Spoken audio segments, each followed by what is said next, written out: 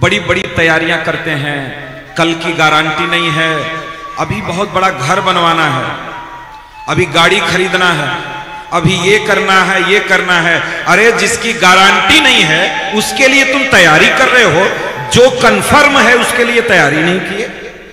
जीना confirm नहीं है लेकिन मरना कंफर्म है। जानना ये कड़वा सच है कि जीवन में अगर जन्म लिए हो तो आप जीने की तैयारी करना या ना करना, लेकिन मरने की तैयारी जरूर कर लेना। इस संसार में सबसे इंपॉर्टेंट है मरने की तैयारी करना। आप कहेंगे आप उल्टा पुल्टा काहे बोल रहे हैं? यही कड़वा सच है। जन्म जन्म मोहि भजन कराही, अंतराम कही आवत नाही। जन्म जन्म भजन करने पर भी मरते समय जिह्वा पे भगवान का नाम नहीं आता है। इतना अभ्यास करने के बाद नहीं आता है, इतनी तैयारी करने के बाद नहीं आता है। कहते हैं ना कि आप रात भर जग करके पढ़ाई किए हो कि रात भर जग करके फेसबुक व्हाट्सएप चलाए हो, ये पता चलेगा तब जब रिजल्ट आएगा तब। रिजल्ट से ही तो मतलब है। तुम चाहे जीवन पूरा 1 साल चाहे जो करे, रिजल्ट अगर अच्छा आ गया तो आपका काम बन गया। और तुम रात भर चाहे जितना पढ़ाई किए, रिजल्ट खराब तो सब खराब। इसलिए आप जीवन में कितना भी दुखी हैं, अंतिम समय बन गया तो जान लेना बन गया। और जीवन भर कितना भी सुखी हो, अंतिम समय बिगड़ गया तो जानना सब बिगड़ गया, सब बिगड़ गया। इसलिए जीने की तैयारी करना या लेकिन मरने की तैयारी जरूर कर लेना।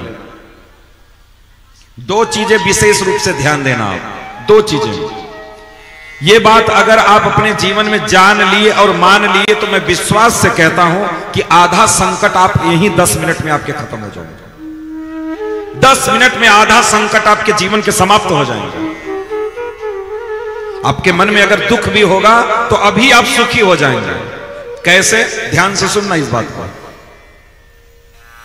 हमें इस जीवन में 2 चीजें पकड़ करके रखनी है, 2 चीजों के पीछे भागना है। किसके पीछे? 2 चीजों के पीछे। क्या? पहली तो मरने की तैयारी, और दूसरा हमारा मन भगवान में कैसे लगे। क्योंकि अगर भगवान में लग गया तो यही है मरने की तैयारी। तो आप मान करके चल सकते हैं कि दोनों एक ही चीजें हैं, एक दूसरे से कनेक्टेड है, एक दूसरे से। तो अब मान के चलो कि आपको एक ही बात जीवन में सोचना है, पूरे होल लाइफ, चाहे 70 साल जियो चाहे 80 साल जियो, एक ही बात का विचार करना है। क्या? कि हमारा मन प्रभु के चरणों में कैसे लगे। केवल एक बात बस। और आपके कुछ भी सोचने से कोई असर नहीं पड़ता है। नीति शास्त्र में एक तो श्लोक आया, क्या? आयु कर्म च वित्तम च विद्या निधनमेव च पंचेतान्यपि सृज्यन्ते गर्भस्थस्यैव देहिना। जब बच्चा मां के गर्भ में आता है, ध्यान देना, जब बच्चा मां के गर्भ में आता है तो उसको 5 चीजें मां के गर्भ में ही मिल जाती है। 5 चीजें मां के गर्भ में मिल जाती है। बाहर आकर के उसमें कोई भी परिवर्तन नहीं किया जा सकता। जन्म लेने के बाद उसमें कोई परिवर्तन नहीं, अपरिवर्तनशील है। 5 चीजें मिलती हैं। क्या क्या? ध्यान देना, गिनती कर लेना। पहला, आयु। आयु आपको मां के गर्भ में ही मिल चुकी।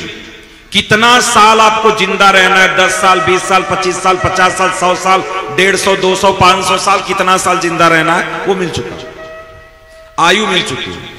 आयु कर्म, आपको जीवन में कौन सा कर्म करना है? नौकरी करना है, व्यवसाय का है, चपरासी बनना है, वक्ता बनना है, प्रचारक बनना है, बाबा जी बनना है, क्या करना है? आपका कर्म क्या होगा ये डिसाइड है। आयु हो गया, कर्म हो गया। तीसरा वित्त, जिसके लिए हम सब मारामारी कर रहे हैं, जिसके लिए दिन रात परेशान हैं, और कमा लें और कमा लें और कमा लें और कमा लें। वित्त कंफर्म है, निश्चित है। आप अपने होल लाइफ में 1 करोड़ कमाएंगे, 2 करोड़ कमाएंगे, 50 करोड़ कमाएंगे, 100 करोड़ कमाएंगे, ये फिक्स है। 1 रुपए इधर नहीं हो सकता, 1 रुपए उधर नहीं हो सकता। इसलिए हाथ पांव मत मारो, हाथ पांव मारने से कोई लाभ नहीं मिलेगा। आयु कर्म च वित्तम च, और चौथा विद्या। आप कितना पढ़ाई करोगे, कितना अध्ययन आपके जीवन में होगा, आपका बेटा कितना पढ़ेगा, वो फिक्स है। उतना ही पढ़ेगा वो, उससे ज्यादा वो नहीं पढ़ सकता। उतना ही विद्या वो ग्रहण करेगा, विद्या। और पांचवा क्या है? निधन। किस दिन मरना है, किस क्षण मरना है, ये कंफर्म है, ये निश्चित है। इसको कोई भी बदल नहीं सकता, कोई बदल नहीं सकता। एक मैं आपको बात बताऊं, एक बार यमराज जी घूम रहे थे, क्योंकि यमराज जी का घूमना आप जानते हैं कि वो जहां जाते हैं लेने ही जाते हैं लोगों को। तो जा रहे थे, तो रास्ते से जा रहे थे, एक तोता एक डाल पर बैठा था। यमराज जी उधर से जा रहे थे, तो यमराज जी उस तोते को देख करके हंस पड़े। तोता बैठ करके वहां अपने परिवार के साथ आनंद कर रहा था, एक दूसरे के पास बैठ करके। तो यमराज जी देख करके हंस गए, तो तोता डर गया। अब यमराज किसी को देख के हंस जाए तो भाई जाहिर सी बात है उसको डर लग जाएगा। उसके मन में भय आ गया कि लगता है हमारी मृत्यु आ गई है। तोता दिमाग लगाने लगा, देखो हम लोग कितना साइंटिफिक तरीके से जीते हैं कि बस हम कुछ कोशिश करके बचना चाहते हैं। तोता सोचा कि क्या करें, कैसे हम बचेंगे। ये तो यमराज जी की नजर हम पर पड़ गई है, अब तो हमको लगता है मरना पड़ेगा। तोता उड़ करके गया कहां? गरुड़ जी के पास। गरुड़ जी भगवान के क्या है? वाहन है। और गरुड़ जी यमराज जी के परम मित्र हैं, आपस में बड़ी दोस्ती है। तो तोता जाकर के यमराज जी से बोला आप तो हमारे मित्र हैं, एक काम मेरा फंस गया है, थोड़ा कर दीजिए। बोले क्या? बोले कि आप यमराज जी हमारे प्राण संकट में हैं, अब लगता है कि हम मरने वाले हैं, क्योंकि कल वो जा रहे थे तो हमको देख करके हंस रहे थे, हमको देख करके मुस्कुरा रहे थे, उनकी नजर हम पर पड़ गई है, आप बचा लीजिए हमको। यमराज बोले, गरुड़ बोले कि बचाने की बात है तो ऐसा करो कि आप उस स्थान को छोड़ दो। बोले छोड़ के जाएंगे कहां?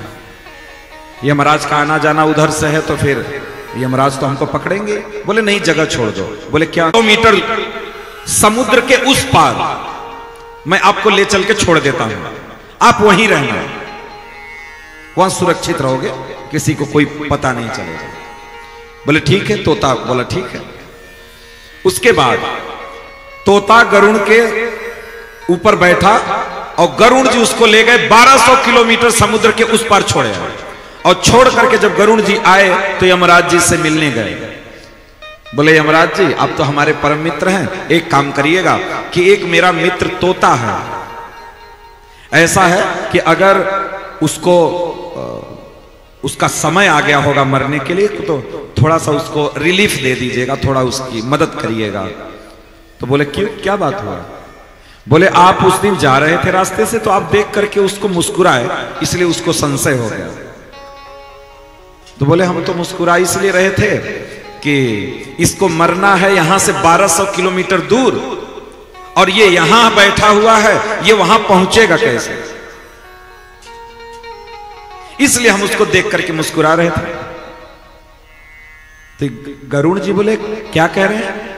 बोले हाँ, हम तो इसलिए मुस्कुरा रहे थे, उसको मरना है 1200 किलोमीटर दूर और ये यहां डाल पर पे अभी बैठा, ये जाएगा कैसे 1200 किलोमीटर? ये वहां तक पहुंच कैसे पाएगा? यमराज जी के सम्मुख खड़े गरुड़ जी बोले कि 1200 किलोमीटर दूर मरेगा, मतलब समुद्र के उस पार? बोले हाँ।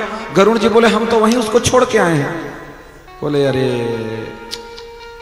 अब तो बहुत बड़ी गलती कर दी, बस उसका तो समय आ गया है, घड़ी में समय देख रहे हैं तो उसके मरने का समय हो गया।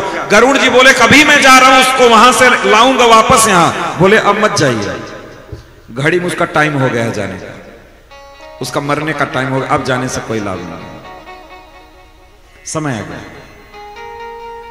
हम बचने का प्रयास करते हैं, बच नहीं सकते, मृत्यु फिक्स है। जब आपको मरना है, जहां मरना है, आप वहां पहुंच ही जाओगे किसी न किसी माध्यम से। कोई रोक नहीं सकता, कोई रोक नहीं सकता। इसलिए आयु कर्म च वित्तम च विद्या निधन में वच पांचे तन्यप सृजन्ते गर्भस्थ देहिना। बच्चा मां के गर्भ में आता है, उसको 5 चीज मिल जाती है और इन्हीं 5 चीजों के लिए हम सब दौड़ रहे हैं। पहले हमको भी बड़ी चिंता होती थी, 4-5 साल 6 साल पहले, 10 साल पहले बड़ी चिंता होती थी, क्या होगा जीवन का, भविष्य में क्या होगा, क्या नहीं होगा, बहुत चिंता रहती थी। लेकिन जिस दिन ये श्लोक मेरे सामने आया, गुरुदेव पढ़ा रहे थे, उन्होंने जब इस श्लोक को हम लोगों को पढ़ाया और इस श्लोक को समझाया, तो फिर ये दिमाग घूम गया, भाई क्यों मर रहे हो फालतू में? जब सब कुछ प्री डिसाइड है तो क्यों माथा मारना? अरे माथा ही मारना है तो ये जगह पे माथा मारो कि हमारा मन भगवान में कैसे लगेगा। आपको मां के गर्भ में केवल नहीं मिला है तो कृष्ण की भक्ति नहीं मिली है, नहीं मिली है तो कृष्ण की भक्ति नहीं मिली है। बाकी आपको जीवन में सब कुछ मिल चुका है, सब कुछ मिल चुका है। तो अगर जीवन भर मेहनत करके कम कमाने की जरूरत नहीं है। आप कहेंगे आप तो हमको कर्महीन बना रहे हैं, कर्महीन नहीं बना रहे हैं।